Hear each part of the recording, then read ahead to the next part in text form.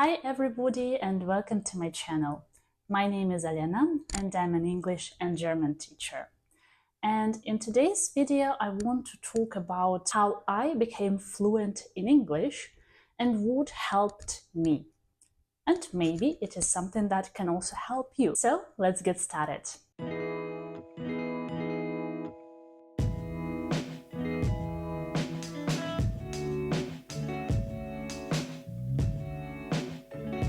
Before we begin, I want to talk a little bit about myself and my background.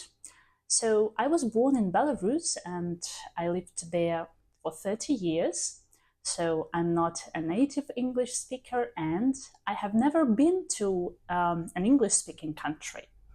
Moreover, I very rarely communicate with native speakers.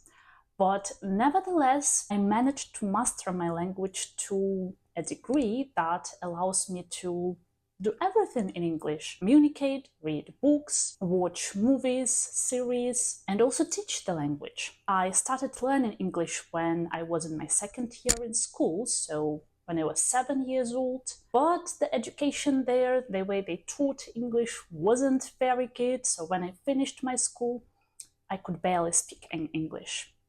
Nevertheless, I entered a linguistic university with my major in English and my second language is German. And I think this is that helped me the most.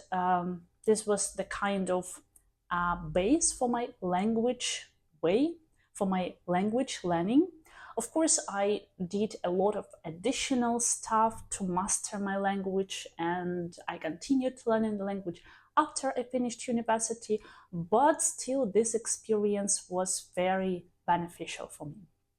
And I understand that not every one of you has a plan to go to a linguistic university because you might have different career paths and that's all right. But in today's video, I want to talk about, I want to tell maybe some principles that I used during my studies there and after that I think helped me to master my language and advance in it. And first of all, I want to start with some psychological thing, because learning a language and learning basically anything is very much connected with our well-being and our emotions. And it is inevitable that at some point of your learning journey, you will hit a point when you just don't want to move on because you don't feel much progress. Usually it happens in the middle of our learning journey and you feel discouraged. You feel like you don't want to move further. But at that very moment, it is very important to move on. It is very important to continue learning, no matter how you feel. So to continue learning through these feelings of anxiety, through these feelings of discouragement, because after this, when you overcome this obstacle, let's call it an obstacle, you will feel and you will notice a very big progress, and everything that comes after it will come very easy and very quickly to you. So if you keep practicing despite the discomfort, despite the discouragement, it will become a piece of cake for you. And I'm also not an exception to this kind of feeling, since I also deviated a lot from my original path, but this is where I am now. So, and now let's get down to maybe some more practical tips. And the first thing that I find really beneficial and really helpful when learning a language is reading. So it can be reading books, reading magazine articles, reading newspapers. I remember that I read my first book when I was in my first year at university, and there we were just given a choice to read like any book that we wanted and later report on that. And I've chosen Alice in Wonderland. I know it was like a little bit of cheating maybe, because it is like an easy choice. It is a children's book. However, I don't really think it's a children's book, because I think adults can also find a lot in it, but whatever. I wasn't very confident at that time in my English, but when I read my first book in English, it actually gave me this things of accomplishment and feelings of encouragement that, wow, I read my first book in original. So it wasn't an adapted book, it was actually a book in like authentic English. So yeah, since then I read a lot, and it really helps me to develop my vocabulary festival. So the way I work with reading, like nowadays when I read books, I just read books, and even when I encounter an unknown word, I just move further, because there are not so many words nowadays that I don't know, but still there are a lot actually, of course. But earlier I worked with reading text this way that, for example, I read an article and I highlight all the words that I don't know in this article, then I look them up in a dictionary, and then I transfer them in my Quizlet set. So this is the way I work with vocabulary. For you, it can be maybe a vocabulary notebook or whatever. So I don't say that this is the best thing to learn new vocabulary, but this is something that worked for me personally. So yeah, the first thing is reading. The second is watching. Yeah, so you can also watch a lot of different type of content like TV, YouTube, or just listening to podcasts or audiobooks. So the main thing is to be exposed to as much of a real English as possible. And I think with English it's actually very easy because it's everywhere.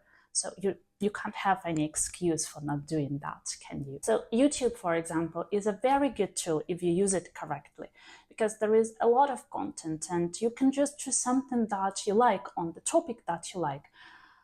Be it gardening, journaling, or I don't know, just people talking on different topics, whatever. So just listening to it would stimulate you in a way that maybe normal class wouldn't. The next very crucial thing is finding a language partner. So I connected with English native speakers who were learning my language, and we communicated with them in a way that I helped them learning Russian, and they helped me in learning English. And that not only gave me an opportunity to practice the language, but it also gave me an insight in the culture and some idiomatic expressions and colloquial phrases. So speaking is very important, and what you can do is joining some conversation clubs or language meetups. Another thing you can do is just record your speech and then listen to it and identify the way for improvement. So my second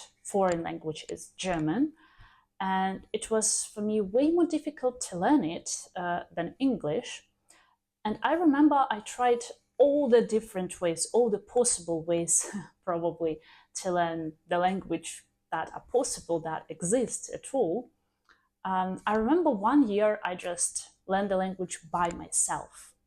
So using different textbooks, websites, so everything that is available on the internet or in the libraries. However, in this year I didn't move far. I would even say that I didn't progress anywhere in my level of language. And I was really discouraged by that. And when I understood that, I enrolled in a language class. It was an online school, and they provided group lessons. And I studied with them for a good year.